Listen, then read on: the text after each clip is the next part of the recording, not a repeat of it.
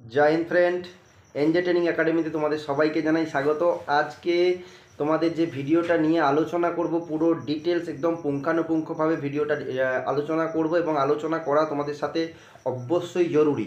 তো দেখো, তোমরা যারা বহরমপুর, শিলিগুড়ি এবং কলকাতায় আরও জিডি, টেকনিক্যাল, ট্রেডসম্যান এবং নার্সিং অ্যাসিস্ট্যান্ট, ক্লার্ক, যারা ভেটেনারি এবং তোমরা যতজনই মাঠ দিয়েছো বা মাঠে পাস করে গেছো, মেডিকেল পাস করে গেছো, অধীর আগ্রহে বসে আছো কি তোমাদের রেজাল্ট কবে বেরোবে এবং কাট অফ কত হবে, কেমন? তো দেখো, পুরো ভিডিওটা কিন্তু তোমাদের সম্পূর্ণ ভিডিওটা আলোচনা করব যে কেন ডিসেম্বরের মধ্যে রেজাল্ট বেরোলো না। বহরমপুর, শিলিগুড়ি তো এতদিন মাঠ হয়ে গেছে, তাদের রেজাল্ট কেন দেয়নি এবং কলকাতা ইয়ারোর রেজাল্ট কবে হবে, কাট অফ কত হতে পারে। তো সম্পূর্ণ ভিডিওটা শেষ পর্যন্ত দেখো, না টেনে তোমরা ভালো করে মানে প্রেডিকশানটা দেখো যে ভিডিওটা আমি দেখো তোমাদের কেন ডিসেম্বর বলছি বা জানুয়ারি বলছি, তোমাদের জানুয়ারিতে কেন বারবার বলছি, তোমরা সেটা ভালো করে দেখো। তোমাদের সঙ্গে আলোচনা করা আমার মনে হলো যে দরকার আছে, কারণ প্রত্যেকটা স্টুডেন্টের সাথে তার মতামত জানা প্রয়োজন অবশ্যই, যে তোমরাও কি ভাবছো। তো দেখো, আমি এটুকু শিওর হয়ে গেছি। তো যারা এখনও পর্যন্ত চ্যানেলটা সাবস্ক্রাইব করোনি, প্লিজ সাবস্ক্রাইব করে নাও এবং ভিডিওটা প্রচুর পরিমাণে শেয়ার করো। দেখো, এনজে ট্রেনিং একাডেমিতে ওই প্রত্যেক দিন সারাদিনে 3-4টে ভিডিও যাবে না, যেটুকু যাবে একদম পরিষ্কার ভিডিও যাবে, একদম মানে কি বলা যায়, একদম একদম সত্যি কথা যাবে, ঠিক আছে? তো চিন্তা নেই, ভুলভাল ভিডিও তোমাদের দেবো না কোনো দিনও। তো যদি সপ্তাহে একটাও ভিডিও যায়, এনজে ট্রেনিং একাডেমিতে যে ভিডিওটা যাবে একদম কারেক্ট ভিডিও যাবে। ওকে, তো চ্যালেঞ্জ অ্যাকসেপ্ট করে নাও, ঠিক আছে? তো দেখো, তোমাদের আমি আলোচনা করব। দেখো, বহরমপুর এবং শিলিগুড়ি এবং কলকাতায় আরও যত ছেলেরা আছো, তো দেখো প্রত্যেকে অধীর আগ্রহে বসে আছো যে রেজাল্ট তোমাদের কবে হবে। ওকে, দেখো, তোমাদের বহরমপুর শিলিগুড়ি রেজাল্ট কি মানে এক্সাম এবং তোমাদের মাঠ এবং মেডিকেল কিন্তু টোটাল কমপ্লিট হয়ে গেছে অনেক দিন। তো রেজাল্ট দেওয়ার থাকলে কিন্তু এত দিনে দিয়ে দিত। তো আমি তোমাদের তাই জন্য বলেছিলাম যে ডিসেম্বরে তোমাদের কিন্তু রেজাল্ট বেরোবেই বেরোবে বলেছিলাম। কারণ কি, আমার প্রেডিকশান ছিল যে মোটামুটি কলকাতা ইয়ারোর মেডিকেল প্রায় শেষের পথে, এই মুহূর্তে কিন্তু বহরমপুর শিলিগুড়ি রেজাল্ট দিয়ে দেওয়ার কথা, অবশ্যই দিয়ে দেওয়ার কথা ছিল। কিন্তু মানে কেন দেয়নি তার কারণও আছে। কিন্তু দেখো, যদি রেজাল্ট দেওয়ার থাকতো তাহলে কিন্তু তোমাদের ডিসেম্বরের মধ্যেই রেজাল্ট দিয়ে দিত বহরমপুর এবং শিলিগুড়ির। ওকে, তো দেখো এখন তোমাদের কি হচ্ছে যে কলকাতা ইয়ারোর মেডিকেল কিন্তু কমপ্লিট, তোমাদের 27-28 পর্যন্ত কিন্তু মেডিকেল হয়েছে। এবারে কিন্তু কলকাতা ইয়ারোর মেডিকেল কমপ্লিট, কলকাতা ইয়ারোরও ছেলেদের কিন্তু মেরিট লিস্ট তৈরি হচ্ছে। দেখো, মেরিট লিস্ট আগে কি হতো, খাতাতে এক্সাম হতো, তার জন্য কিন্তু সেখানে একটা সময় লাগতো, যখন খাতায় হতো তখন কিন্তু সময় লাগতো। এখন তোমরা কিন্তু সিবিটি এক্সাম দিচ্ছ, তার জন্য কিন্তু তোমাদের মানে খুব সময় লাগবে না, সেখানে মেরিট লিস্ট বানাতে কিন্তু সময় লাগবে না। সেক্ষেত্রে বহরমপুর শিলিগুড়ির অনেক দিন ধরেই কিন্তু মেরিট লিস্ট প্রায় কমপ্লিটের পথে। আমার প্রেডিকশান ছিল যে মোটামুটি কলকাতা ইয়ারোর মেডিকেল শেষের পথে, তাহলে কিন্তু বহরমপুর শিলিগুড়ির রেজাল্ট দেবেই দেবে। তো এখন যখন রেজাল্ট পাবলিশড হলো না ডিসেম্বরে, যে কেন হলো না, দেখো কলকাতা ইয়ারোর অপেক্ষায় কিন্তু বসে আছে বহরমপুর এবং শিলিগুড়ি, এটুকু আমি শিওর। কারণ কি, যদি না অপেক্ষায় থাকতো কলকাতা ইয়ারো, তাহলে কিন্তু বহরমপুর এবং শিলিগুড়ির রেজাল্ট দিয়ে দিত এতদিনে।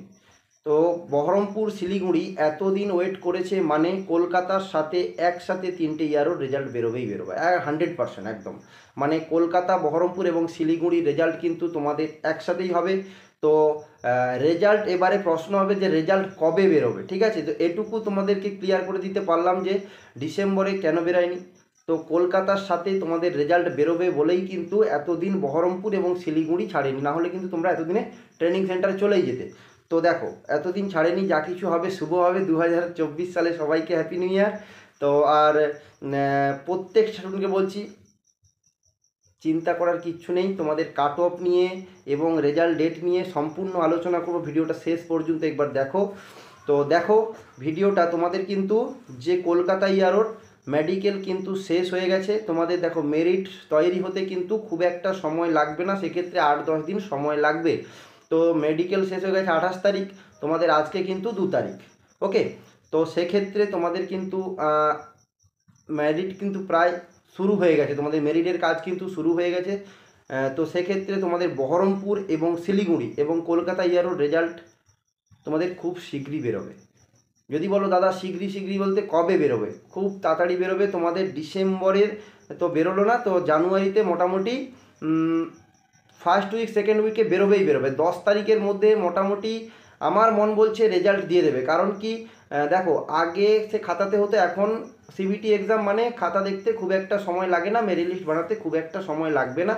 তো নেক্সট র্যালির জন্য কিন্তু তোমাদের ফর্ম বেরোবে, তার জন্য কিন্তু যে বহরমপুর 2 মাস ওয়েট করেছে, শিলিগুড়ি 2 মাস ওয়েট করেছে, কলকাতাও 2 মাস ওয়েট করবে, তাহলে কিন্তু তোমাদের মানে জানুয়ারি ফেব্রুয়ারি সে মার্চে গিয়ে রেজাল্ট হবে। তো মার্চে কিন্তু এত এত এত দেরি করে মনে হচ্ছে না আমার রেজাল্ট হবে বলে। তো তোমাদের রেজাল্ট কিন্তু জানুয়ারিতেই হবে। ওকে, তো জানুয়ারিতে তোমাদের কিন্তু ফার্স্ট উইক সেকেন্ড উইকের মধ্যেই রেজাল্ট হবে। রেজাল্ট কিন্তু তোমাদের মানে খুব শীঘ্রই আসতে চলেছে। মানে তো আমি হয়তো আজকে ভিডিও দিচ্ছি, তোমাদের কালকেও রেজাল্ট হয়ে যেতে পারে। ঠিক আছে, তো তোমাদের মেরিট লিস্ট করতে কিন্তু খুব একটা সময় যায় না, যেহেতু 3টা ইয়ার টোটাল কমপ্লিট হয়ে গেছে। আমি বারবার বলছি টোটাল কমপ্লিট হচ্ছে, রেজাল্ট কিন্তু যে কোনো মুহূর্তে আসতে পারে তোমাদের। ফার্স্ট উইক সেকেন্ড উইকের নাগাদ কিন্তু আমার মন বলছে রেজাল্ট পাবলিশড হবেই হবে। তো সেক্ষেত্রে তোমরা কনফার্ম হয়ে যাও যে জানুয়ারিতে খুব শীঘ্রই রেজাল্ট আসছে। আর কাট অফ কত যেতে পারে, দেখো আগে যখন আমরা মানে প্রথম মাঠ হতো, তারপরে মেডিকেল হতো, তারপরে এক্সাম হতো, সেক্ষেত্রে কিন্তু কাট অফটা অনেকটা বেশি যেত। তো সেক্ষেত্রে দেখো মানে বেশি যেত, কারণ কি পরীক্ষার মধ্যে একটা কম্পিটিশান থাকতো। তো সেক্ষেত্রে কিন্তু 150 155 60 এরকম করে কাট অফ গেছে। তো এখন কিন্তু সেই কাট অফটাতে যাবে না, কারণ কি প্রথম এক্সাম তোমাদের হয়েছিল, প্রথম এক্সাম হওয়ার কারণে সেক্ষেত্রে কিন্তু হিউজ ছেলে নিয়েছে।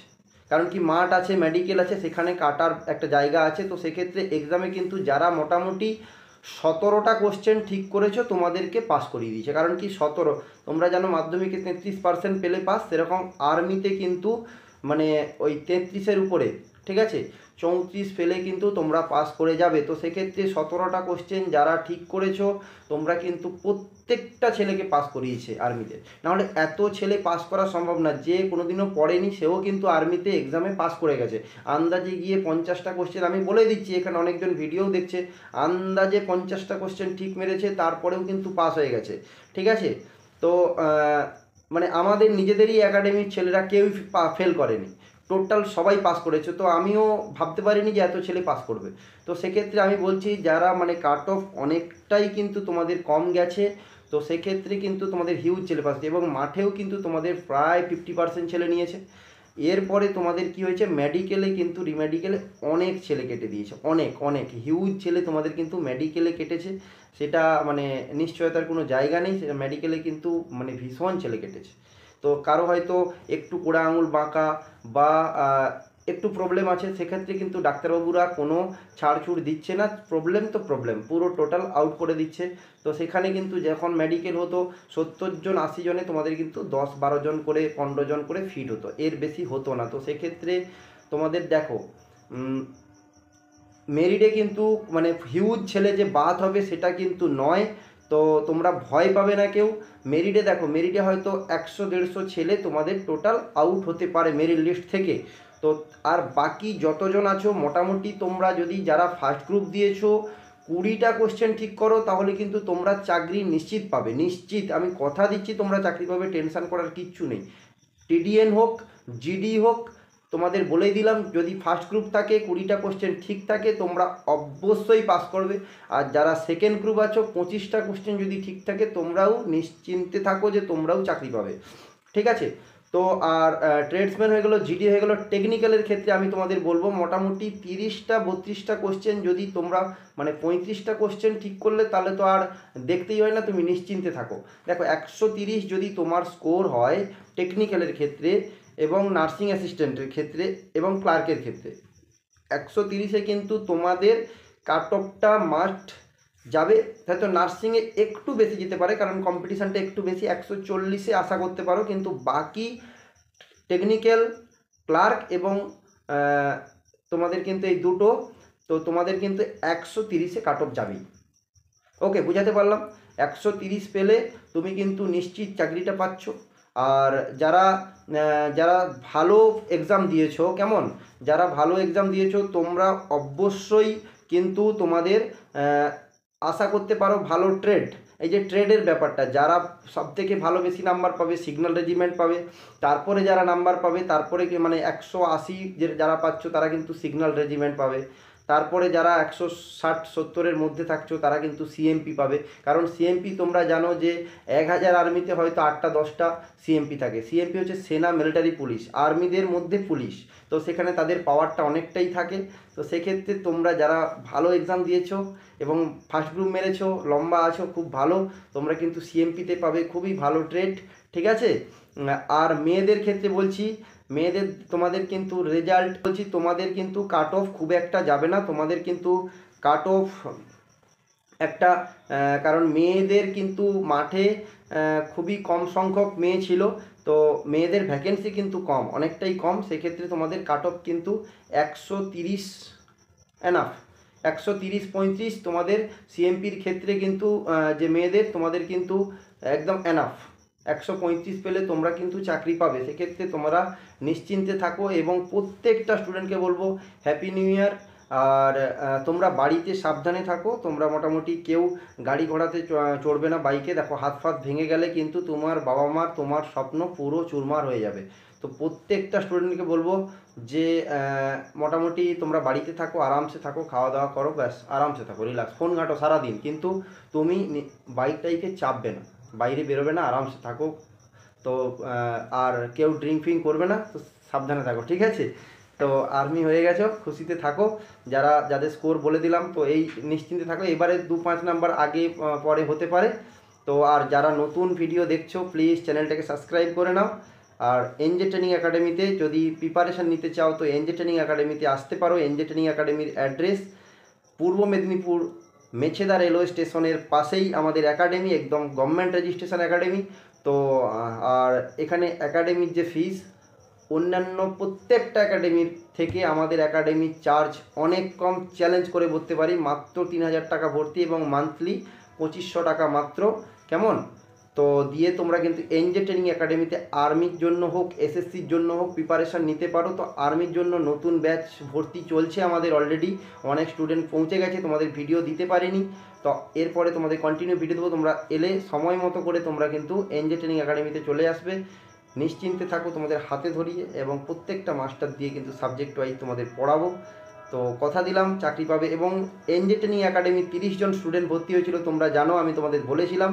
তো শেষ পর্যন্ত কতজন চাকরি পায়, ওয়েস্ট বেঙ্গল বহু একাডেমি আছে, ইন্ডিয়াতে বহু একাডেমি আছে, কিন্তু আমার মাত্র 30 জন অ্যাডমিশান নিয়ে কতজন চাকরি পেলো সেইটা দেখার জন্য প্লিজ চ্যানেলটাকে সাবস্ক্রাইব করে নাও। এবং এনজে ট্রেনিং একাডেমি যদি পছন্দ হয় তো অবশ্যই এনজে ট্রেনিং একাডেমিতে তোমরা এসো, সৌরভদার কাছে আমি কথা দিলাম অবশ্যই তুমি চাকরি পাবে যদি তোমার মনের মধ্যে জেদ থাকে।